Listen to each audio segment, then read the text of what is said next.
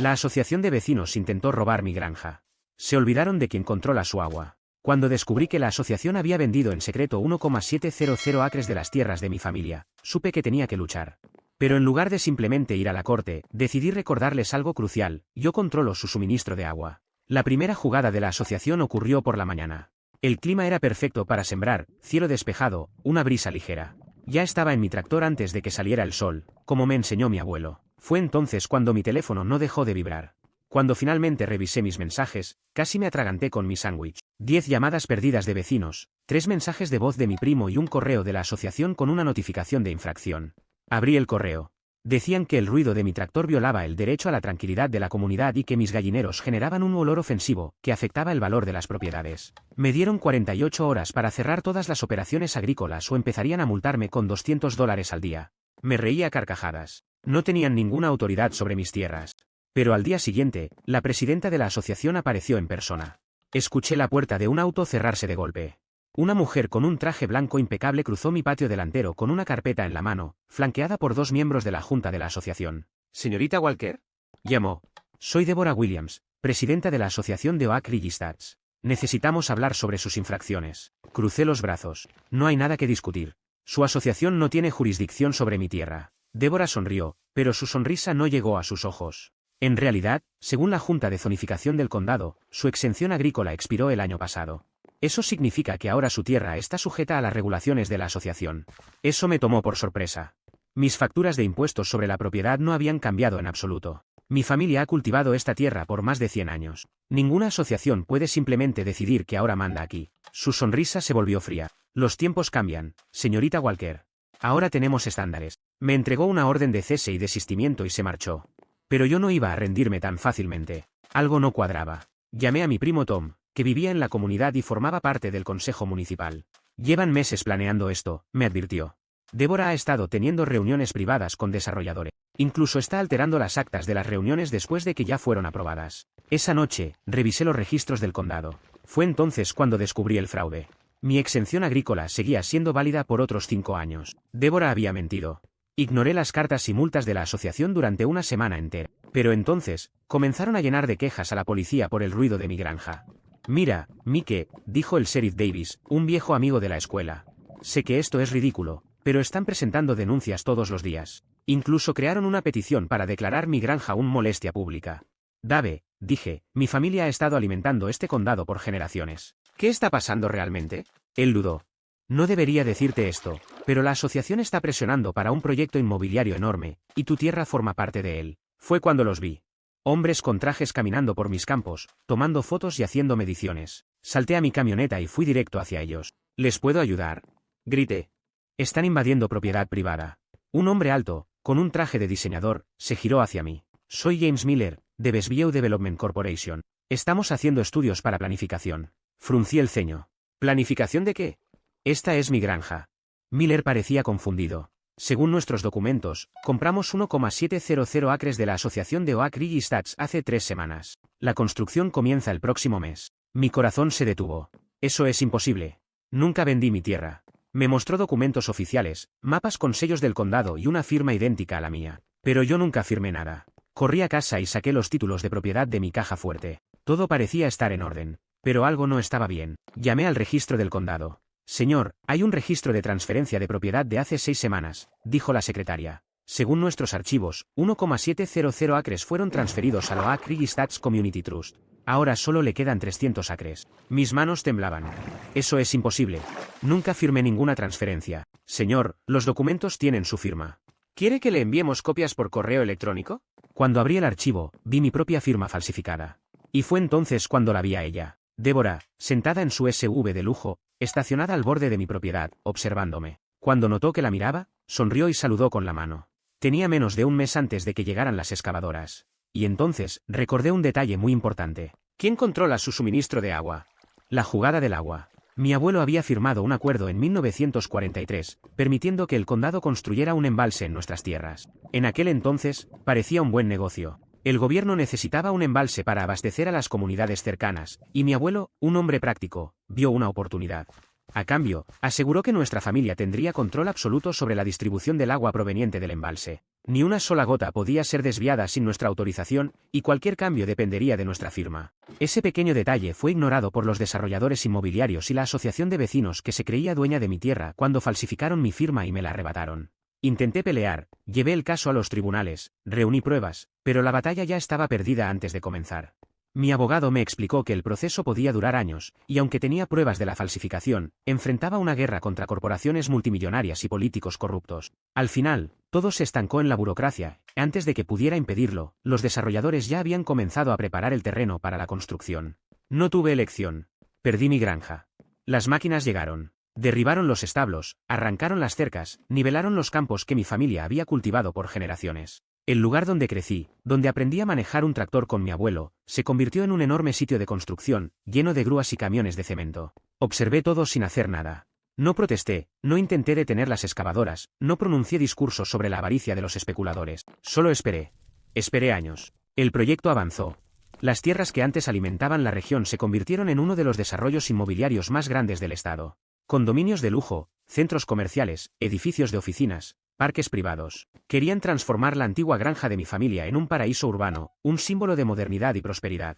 Inversores pusieron millones en el proyecto. Los políticos aparecieron en televisión para hablar de la nueva ciudad dentro de la ciudad. El mercado inmobiliario estaba en auge. Las constructoras corrían para levantar rascacielos y viviendas de alto nivel para futuros compradores. ¿Y yo?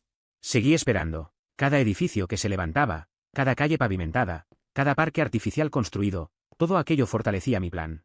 Los desarrolladores, los políticos, los inversores, todos confiaban en que me habían vencido.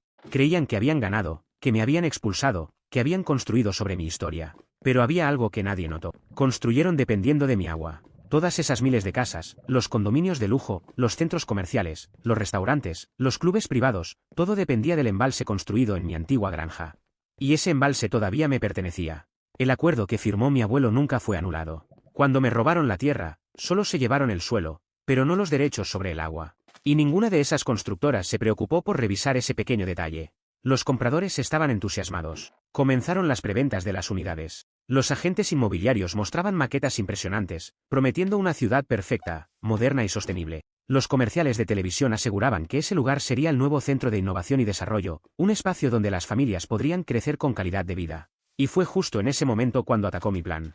La ciudad estaba casi terminada, pero las casas aún no se habían vendido. Nadie se había mudado. Ningún inversionista había recuperado su dinero. Estaban a punto de cerrar sus primeros contratos millonarios, pero no sabían que estaban parados sobre una bomba de tiempo. Una noche, con todos los papeles firmados y los desarrollos listos para abrir, envié mi comunicado oficial. A la mañana siguiente, los titulares de las noticias lo decían todo. Megaproyecto en crisis, suministro de agua comprometido. Nuevo desarrollo urbano se construyó con una fuente privada de agua. Inversionistas en alerta, sin un acuerdo, el nuevo barrio podría convertirse en una ciudad fantasma. En las oficinas de las constructoras, el caos se desató. Los teléfonos no paraban de sonar. Los abogados revisaban frenéticamente los contratos. Los ejecutivos transpiraban al ver miles de compradores cancelando sus reservas. Y entonces, como esperaba, me llamaron para una reunión. Esta vez no era solo Débora. Todos estaban allí. Los dueños de las constructoras, abogados, inversores, hasta el alcalde. Todos sentados en la mesa, mirándome como si yo fuera el diablo mismo. Un hombre de traje ajustó su corbata y trató de sonar calmado. Podemos resolver esto de manera amistosa.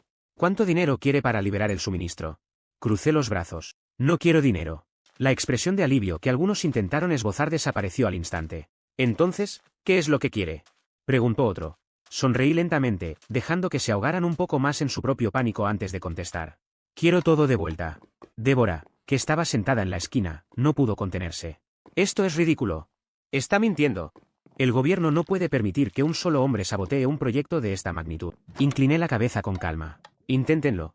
Pero recuerden, tienen edificios hermosos, condominios lujosos, parques y centros comerciales, pero sin una sola gota de agua. Algunos de los empresarios intercambiaron miradas llenas de terror. Uno de los abogados intentó razonar. Tal vez podamos renegociar algunas condiciones. Pero Débora lo interrumpió, furiosa. Cállate. Reí en voz baja. Tienen 48 horas para anular la venta de mi tierra y devolverla a mi nombre. Después de eso, empezaré a hablar con la prensa y mis abogados. La reunión terminó sin acuerdo, pero yo ya sabía que había ganado. En los días siguientes, los medios continuaron destapando el escándalo. Los inversores comenzaron a retirar su dinero. Las constructoras entraron en crisis. Los abogados buscaban una salida legal, pero no había nada que pudieran hacer sin jugar bajo mis reglas. Ahora solo era cuestión de esperar un poco más. Sabía que pronto volverían a mí con una propuesta que no tendrían otra opción más que aceptar. Y cuando eso pasara, recuperaría lo que siempre fue mío. Estaba sentado en la cabecera de la mesa de la sala de reuniones, observando los rostros tensos de los ejecutivos, abogados e inversores. Estaban desesperados. Algunos tamborileaban los dedos sobre la mesa, otros revisaban sus teléfonos frenéticamente, buscando una salida milagrosa a la catástrofe en la que se encontraban. Pero todos sabían la verdad, no había solución sin mi aprobación. El silencio se prolongó durante largos segundos hasta que uno de los hombres de traje se atrevió a hablar. Podemos resolver esto de manera amistosa. ¿Cuál es su exigencia para liberar el suministro de agua? Respiré profundamente, saboreando el momento. Quiero todo de vuelta. Mi granja, mis tierras, cada centímetro que ustedes robaron. Quiero que todo vuelva a estar a mi nombre. Las reacciones no se hicieron esperar. Murmullos, susurros, miradas de incredulidad.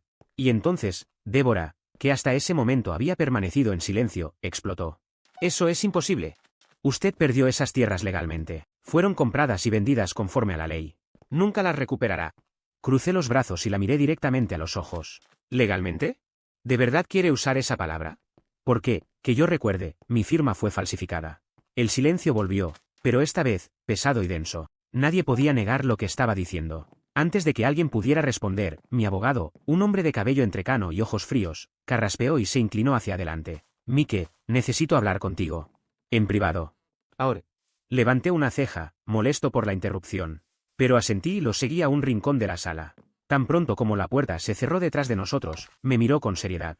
Estás a punto de cometer un error. Si insistes en recuperar esas tierras, podrías perderlo todo. La rabia me golpeó de inmediato. ¿Qué?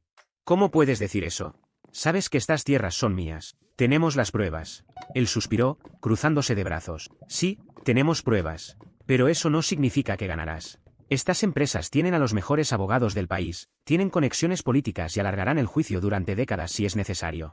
Incluso si demostramos la falsificación, recuperar estas tierras será un proceso interminable. Sentí los puños apretarse. Esperé años por este momento. No iba a dejar que se me escapara. Entonces, ¿qué sugieres? Gruñí. Me observó en silencio por unos segundos y luego sonrió con complicidad. Que, en lugar de intentar recuperarlo todo, hagas que te paguen por quedarse. Fruncí el ceño. ¿De qué estás hablando? Ahora tienes algo que nunca antes tuviste, Mike, visibilidad. Todo el mundo está pendiente de este caso. Los inversores están nerviosos, los políticos están en pánico. Es la primera vez que tienes poder real. Úsalo. Lo miré sin comprender del todo. Él respiró hondo y continuó. Demuestra oficialmente que tu firma fue falsificada. Convierte eso en un hecho jurídico innegable. Si lo logras, nadie podrá discutir que estas tierras te pertenecen. Pero en lugar de intentar recuperarlas, conviértelas en tu inversión. Estas empresas han invertido miles de millones aquí, no pueden simplemente abandonar todo. Si les cobras un alquiler vitalicio por seguir usando la tierra que, en realidad, sigue siendo tuya, te convertirás en multimillonario. No necesitas la tierra, solo necesitas asegurarte de que te paguen por siempre. Lo miré con el ceño fruncido, sintiendo una mezcla de ira y asombro. ¿Quieres que alquile mi propia tierra a las mismas personas que me la robaron? Sonrió. Quiero que ganes más de lo que jamás soñaste sin tener que hacer nada. Y cuando lo logres, nunca más podrán quitarte nada. El pensamiento me dejó inquieto. Parte de mí quería venganza. Quería ver este lugar arder, que estas empresas se hundieran, que Débora y los especuladores lo perdieran todo. Pero otra parte sabía que mi abogado tenía razón. Si exigía la tierra de vuelta, pelearían hasta el final. Pero si los obligaba a pagar para quedarse, no tendrían otra opción más que aceptar. Al final, ¿qué sería más satisfactorio? Volví a la sala de reuniones, aún procesando todo. Todos me miraban, esperando mi decisión. Respiré hondo y me senté, mirándolos a cada uno. Antes que nada, quiero que sepan que ya he demostrado que mi firma fue falsificada. Si llevo esto a un juez, el caso se prolongará durante años y su proyecto quedará paralizado. Vi las expresiones tensarse. Pero no soy un hombre irracional. Sé que muchas familias han invertido aquí, sé que se han invertido miles de millones en estos edificios. Así que tengo una propuesta. Entrecrucé los dedos y sonreí. No quiero sus empresas. No quiero sus edificios. Quiero mi nombre en la escritura de estas tierras y quiero un contrato de alquiler vitalicio. Cada metro cuadrado de este lugar será oficialmente mío, y ustedes pagarán por seguir usando lo que me robaron. Cada mes, sin excepción, para siempre. El impacto fue inmediato. Uno de los inversores más veteranos golpeó la mesa con el puño. Esto es un robo descarado. Incliné la cabeza. Oh, ahora les preocupa el robo. ¡Qué ironía! Otro abogado intentó negociar. No podemos aceptar un alquiler vitalicio. Podemos pagar una indemnización única y cerrar el caso. Negué con la cabeza. No estoy pidiendo. Les estoy informando. Si rechazan esto, mañana temprano el caso estará en los tribunales y todo el proyecto será declarado ilegal. Todos ustedes perderán. Silencio absoluto. Débora estaba pálida. Sabía que había perdido. Los abogados susurraban entre ellos, los inversores consultaban frenéticamente sus teléfonos. Yo solo esperé. Sabía que estaban acorralados. Hasta que, finalmente, uno de los directores respiró hondo y habló. Necesitamos tiempo para discutir esto internamente. Me encogí de hombros. Tienen 24 horas. Me levanté y salí de la sala, sintiendo el peso de la victoria sobre mis hombros. El juego aún no había terminado, pero sabía que los tenía contra la pared. Podían discutir entre ellos, buscar alternativas, pero en el fondo sabían que no tenían escapatoria. Y cuando volvieran con una respuesta, yo estaría esperando, listo para asegurarme de que me pagaran por el resto de sus vidas. Pero algo aún me inquietaba. Débora había estado demasiado callada. Y yo sabía que alguien como ella no se rendía tan fácilmente. Los días siguientes fueron un juego de paciencia. Sabía que estaban desesperados, pero también que intentarían cualquier cosa para salir de la trampa en la que habían caído. Necesitaban mantener las apariencias, fingir que aún tenían ventaja, alguna carta secreta por jugar. Pero era obvio para todos que el tiempo jugaba en su contra. Mientras esperaba su respuesta final, los medios de comunicación seguían explotando el escándalo. Los periódicos, los canales de televisión y los blogs de investigación analizaban cada detalle del caso, desde la falsificación de mi firma hasta las maniobras corruptas que permitieron que me arrebataran la tierra. Los expertos debatían si el proyecto podía sobrevivir a semejante desastre, mientras los economistas advertían que el colapso financiero del desarrollo era inminente si no encontraban una solución inmediata. Finalmente, después de 24 horas de reuniones a puerta cerrada, recibí la llamada que esperaba. Aceptamos los términos, dijo uno de los abogados del grupo de inversores. Su voz sonaba tensa, como si cada palabra le costara un pedazo de su dignidad. Bien, respondí con calma. Firmaremos los contratos mañana. Al día siguiente, entré en la sala de conferencias de una de las oficinas más lujosas de la ciudad.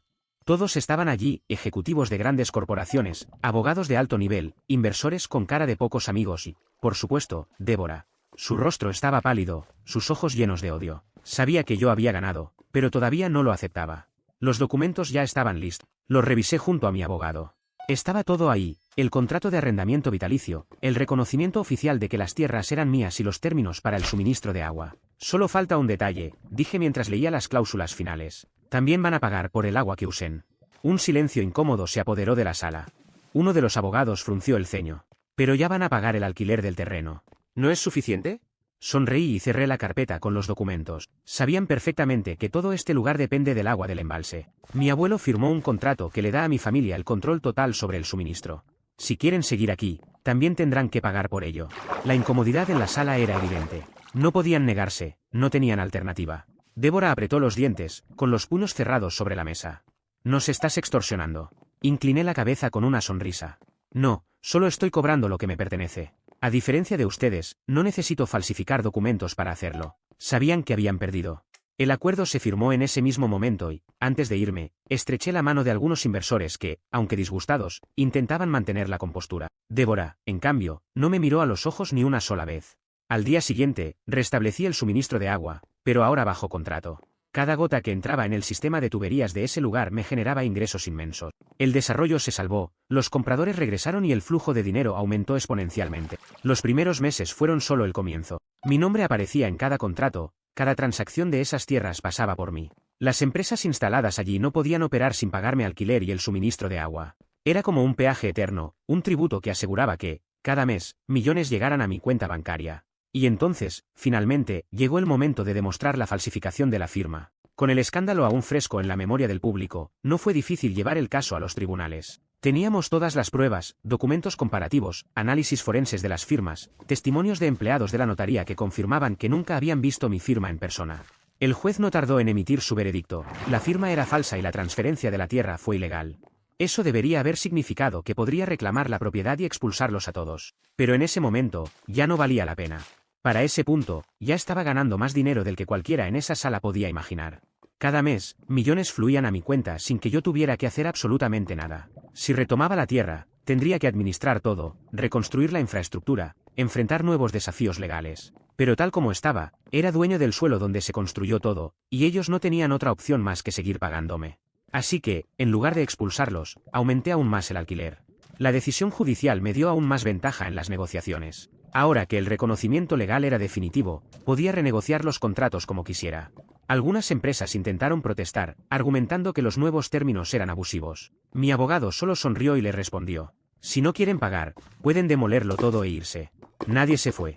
Ahora, yo era multimillonario, sin mover un solo dedo. Pero no me detuve ahí. Con las absurdas ganancias que estaba generando, diversifiqué mis inversiones. Compré terrenos en otras regiones, incursioné en el mercado inmobiliario, financié proyectos agrícolas modernos. Pasé de ser un agricultor que había perdido todo a convertirme en un magnate del sector inmobiliario e infraestructuras. La ironía de todo esto era que los mismos inversores que antes se burlaban de mí ahora querían asociarse conmigo en nuevos negocios. ¿Y qué pasó con Débora? Su carrera quedó arruinada. Con la falsificación de documentos demostrada, su nombre quedó manchado para siempre. Se descubrió que no solo falsificó mi firma, sino que también alteró actas de reuniones para aprobar proyectos sin consulta pública. Fue demandada, perdió influencia y los inversores la descartaron sin dudarlo. Pero yo sabía que ella no iba a rendirse tan fácil. Y tenía razón. Incluso después de perderlo todo, de ser expulsada de la junta del proyecto, intentó volver al juego. A través de algunos contactos, me enteré de que estaba reuniendo un nuevo grupo de inversores para intentar anular mis contratos. Sabía que intentaría alguna jugada sucia, tal vez incluso una nueva trampa legal para tratar de liberarse de los pagos vitalicios. Pero esta vez, yo estaba listo para cualquier cosa. Ahora era ella quien estaba contra las cuerdas. Y yo estaba ansioso por ver cuál sería su próximo movimiento. Fueron años de batalla. El día en que firmé aquel contrato de arrendamiento vitalicio fue el comienzo de mi imperio, pero la guerra estaba lejos de haber terminado. Lo que siguió después fue un largo juego de paciencia, una lucha silenciosa en la que, por primera vez, yo tenía el control. Durante años, la antigua asociación de vecinos, los inversores y los políticos que intentaron aplastarme tuvieron que aceptar la realidad: yo era el dueño de esas tierras, y no había nada que pudieran hacer para cambiarlo. Los primeros años fueron los más turbulentos. Aunque habían aceptado los términos, intentaron de todo para encontrar vacíos legales, renegociar o incluso intimidarme. Me demandaron una y otra vez, pero cada caso se derrumbaba en cuanto los jueces revisaban los documentos. La ley estaba de mi lado, y ahora, también el poder. Los contratos estaban blindados, y cada uno de los edificios de aquel enorme desarrollo me debía dinero cada mes, sin excepción. No importaba si la economía estaba en crisis, si los mercados inmobiliarios colapsaban, si los inversores huían, ellos seguían teniendo que pagarme para continuar operando. Así fue como construí la fortuna de mi familia. Con el tiempo, el dinero generado por esas tierras dejó de ser solo un flujo constante de ingresos y se convirtió en un imperio financiero. Diversifiqué mis inversiones, compré más terrenos, adquirí empresas, abrí mis propios desarrollos inmobiliarios, expandidos a sectores como la tecnología, la agricultura moderna e incluso la infraestructura urbana. Pronto nos convertimos en una fuerza económica imposible de ignorar. Los mismos inversores que antes intentaron aplastarme ahora venían a pedirme financiamiento para sus proyectos. Pero, ¿qué pasó con aquellos que intentaron robarme?